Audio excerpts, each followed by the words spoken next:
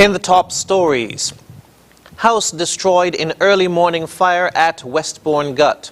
St. Lucia Labour Party wins landslide victory at the polls, and France okays COVID pass to eat and drink out amid protests.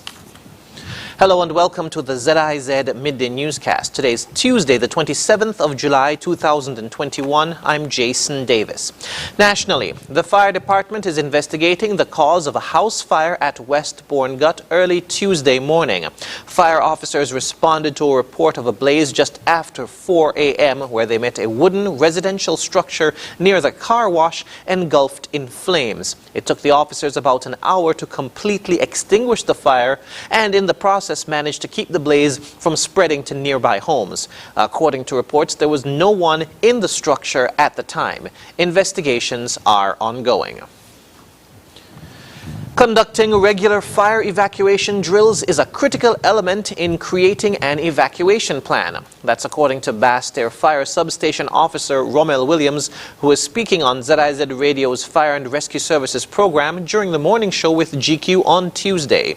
He spoke of the benefits which can result from conducting these drills on a regular basis. The more you do it, the more familiar it becomes, the more comfortable you become. And what this does, it eliminates confusion, it eliminates chaos, it eliminates panic, and it increases the chances of having a successful evacuation with minimal no casualties or victims whatsoever.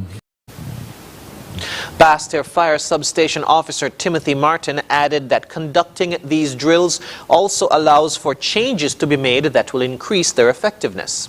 Now, it's one thing to have a plan nicely laid out on paper, but you need to rehearse that plan in order to know if it is effective. So one would have to, if something come up within the rehearsal, then you would have to make additional changes to the plan to suit whatever situation arises, all right? Officer Williams commended the schools and some businesses around the island for conducting these regular drills, as they're thoroughly knowledgeable about proper evacuation procedures which assist fire officers when responding to a fire. In other news, the Social Security Board will be hosting a virtual seminar and is inviting the public to attend. The #BackToBusiness seminar will take place on Wednesday and forms part of the board's 25th anniversary of the launch of the self-employment coverage. The board's public relations department released the following PSA detailing more information.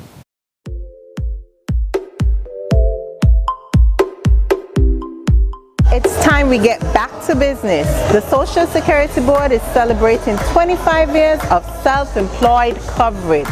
And to get back to business, we're hosting a free virtual seminar on Wednesday, July 28th at 7 p.m. to 8:15 p.m. Virtual, did I say? So we're going to get you online at Zoom.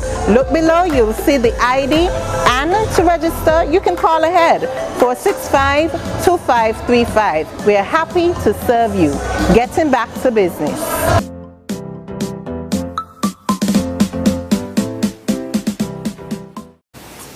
Other activities to mark the occasion include a virtual shopping experience featuring local vendors dubbed Live Shopping with Social Security on Wednesday.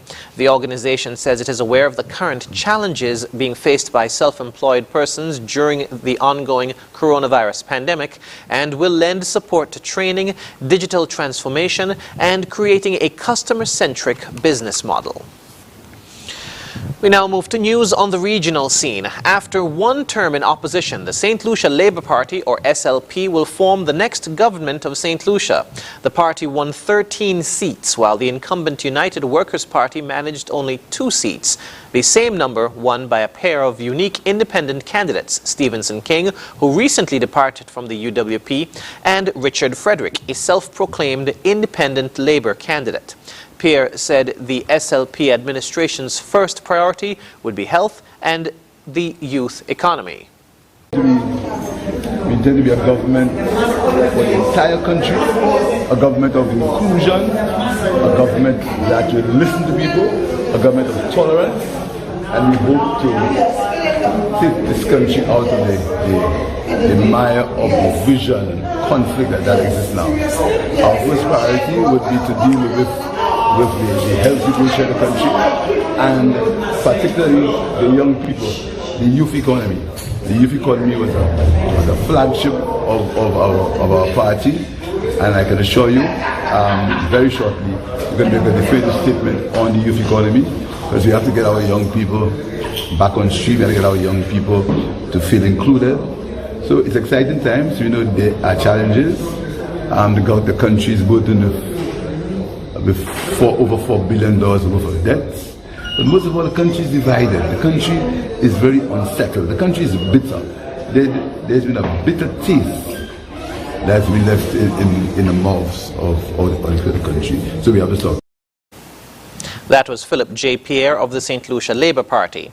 The Labour Party retained all of the seats it had won in the 2016 election. Castries East, Philip J. Pierre; Castries South, Ernest Hilaire; Laborie, Alva Baptiste; Vieux-Fort South, Kenny Anthony; Vieux-Fort North, Moses Jean-Baptiste; and Dennery North, Sean Edward, as well as picking up an additional 7 seats, namely Babanu, Virginia Albert Poyot; Anse-le-Ray, Canaries, Wayne Girard; Soufriere, Emma Hippolyta; Micoud North, Jeremiah Norbert; Castries South East, Joachim Henry; Dennery South, Alfred Prosper; and Grosile, Kenson Casimir.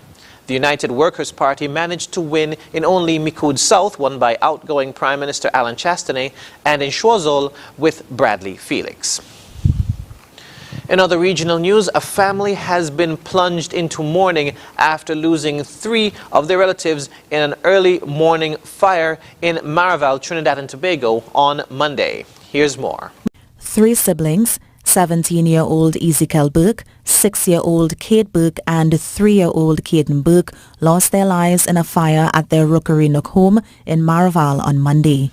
Chief Fire Officer Arnold Bristow said when fire officers arrived on the scene, the victims had already perished in the fires. Aged 13 years and 15 years survived. Thank God for the assistance of neighbors and the local doubles vendor who were able to render immediate assistance upon hearing the cry of the people, of the children in the building. They were the first people to respond. CFO Bristow confirmed that the father, who was close by, returned home when he heard about the incident and tried to save his children. But he suffered injuries and had to be taken to the hospital for treatment. One eyewitness told TTT News one of the siblings stood by the gate begging to be saved. One of the son was like going to the front, but he run. Like when we see it, he run there to come out, but it's locked. So he stayed. Oh, sure. And the shock swallowed. Save me, but they had a horse. So they was giving you the horse to wet his skin, but the horse small, no kind of water was coming out by it. When asked what could be done to prevent tragedies like this one, the chief fire officer urged people to fireproof their homes by installing a smoke detector and escape allow burglar proofing.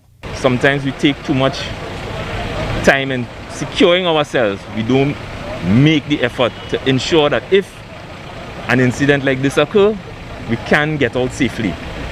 So persons need to reconsider how we do our security arrangements regarding burglar proofing.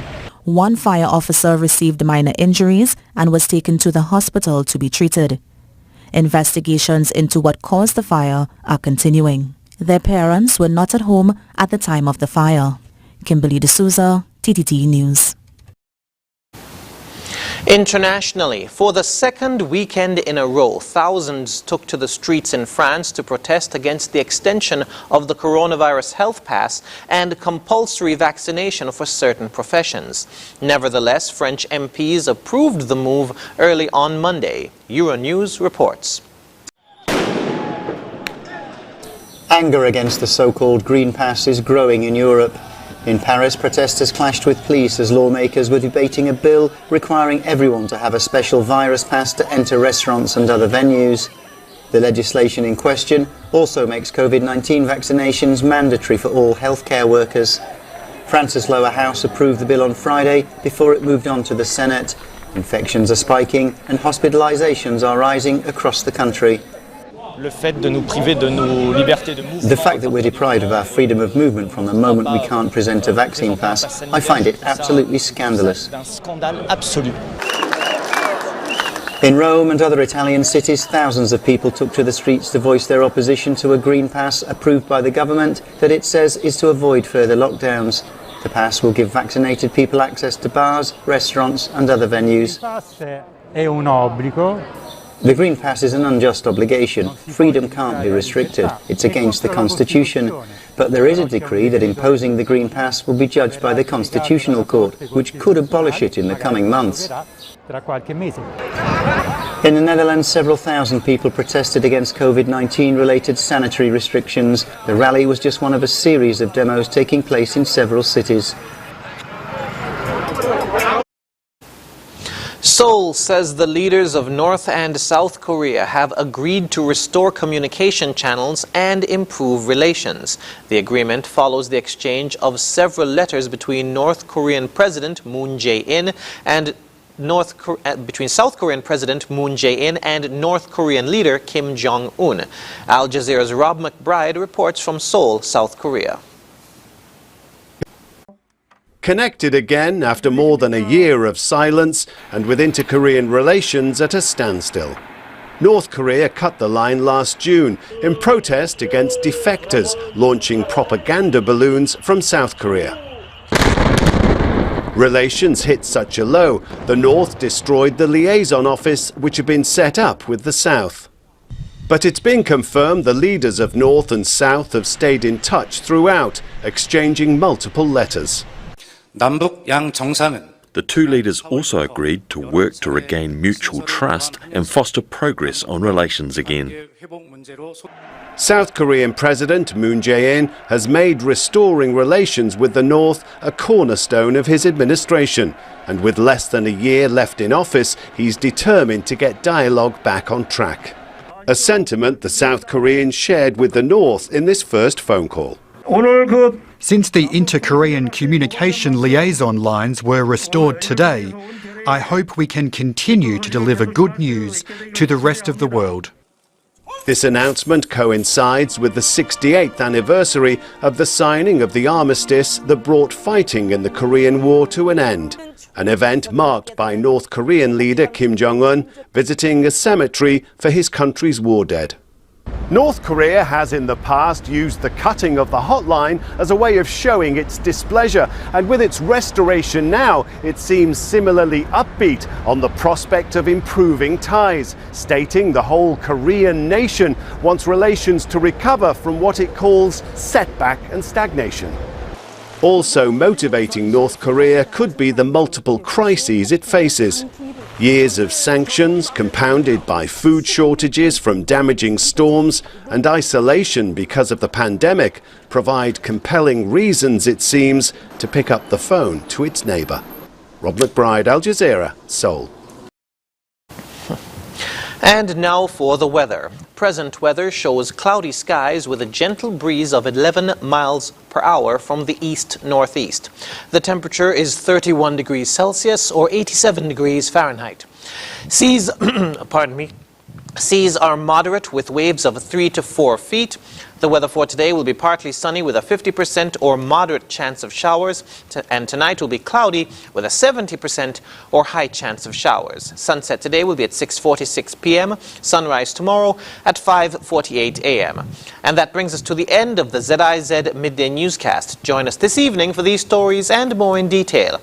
Thank you for tuning in. I'm Jason Davis.